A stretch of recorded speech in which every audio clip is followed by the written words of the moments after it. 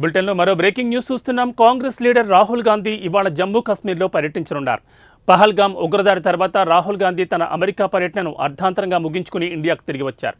ఇక నిన్న అత్యవసరంగా ఏర్పాటు చేసిన కాంగ్రెస్ వర్కింగ్ కమిటీలో పాల్గొన్నారు.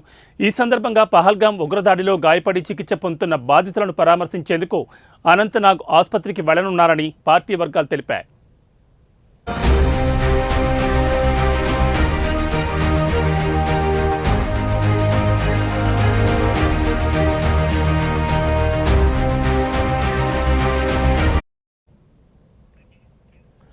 పహల్గామ్ ఉగ్రదాడిని కాంగ్రెస్ వర్కింగ్ కమిటీ తీవ్రంగా ఖండించింది.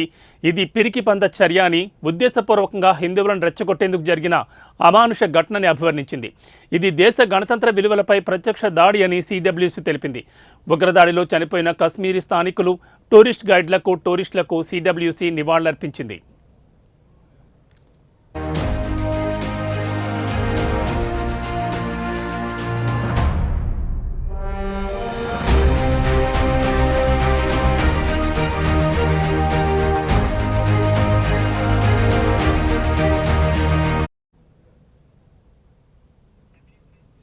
ఉగ్రదాడి బాధితులకు సంఘీభావంగా ఉగ్రవాదానికి వ్యతిరేకంగా ఐక్యతను చాటి చెప్పేందుకు ఇవాళ అన్ని రాష్ట్రాలు, జిల్లాల్లో కాంగ్రెస్ కార్యకర్తలు కొవ్వొత్తుల ర్యాలీ నిర్వహిస్తారని పార్టీ జాతీయ ప్రధాన కార్యదర్శి కేసీ వేణుగోపాల్ ప్రకటించారు.